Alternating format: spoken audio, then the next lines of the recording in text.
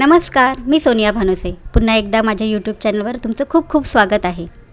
ही trip आमच्यासाठी खूप खास होती, कारण पहिल्यांदाच आम्ही तिघी जावा फिरायला निघालो होतो. कुठे जायचं बरे असा विचार करत असताना ठरले, चला शेगावला जाऊयात.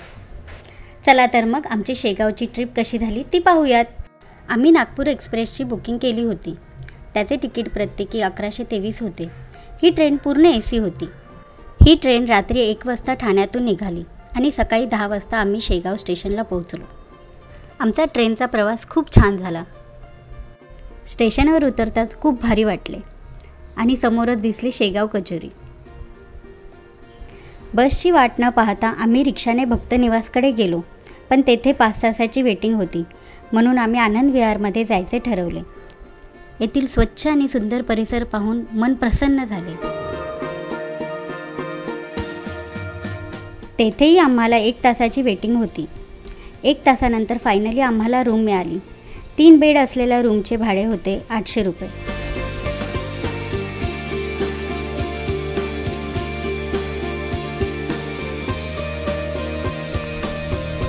ही आहे आमची रूम.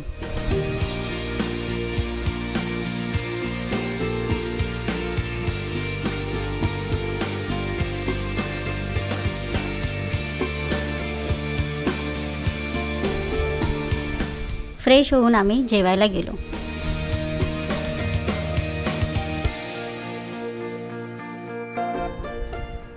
येथे आज जाताच महाराजांचे दर्शन झाले.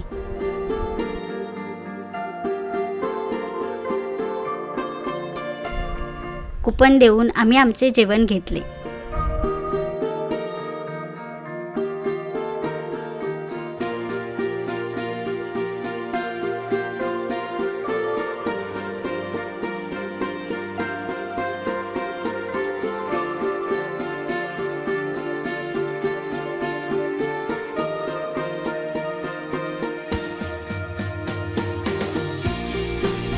जेवण खूप स्वादिष्ट होते.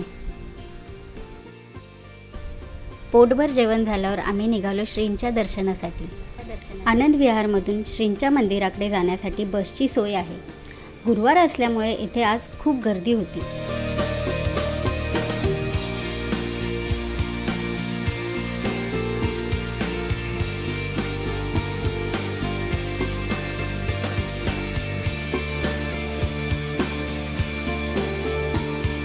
हा आहे मंदिराचा प्रवेशद्वार.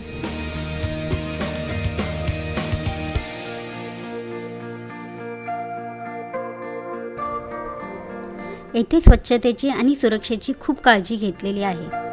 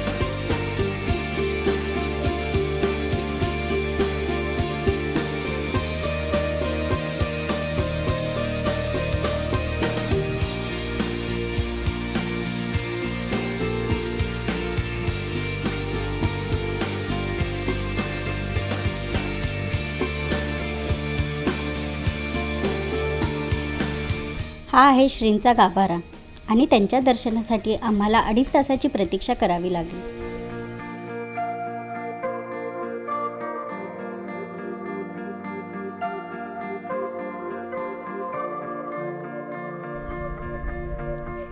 महाराजांच्या दर्शनाची आतुरता तर तुम्हाला आमच्या चेहऱ्यावर दिसलीच असेल.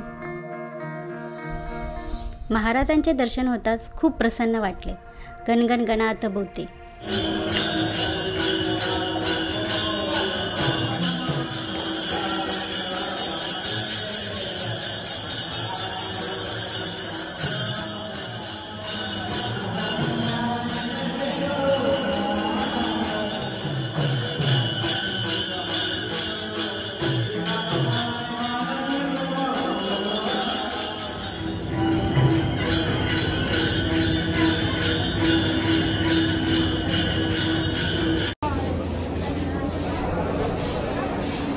हे आहेत सेवेकरी, जे येथील स्वच्छतेची काळजी घेतात.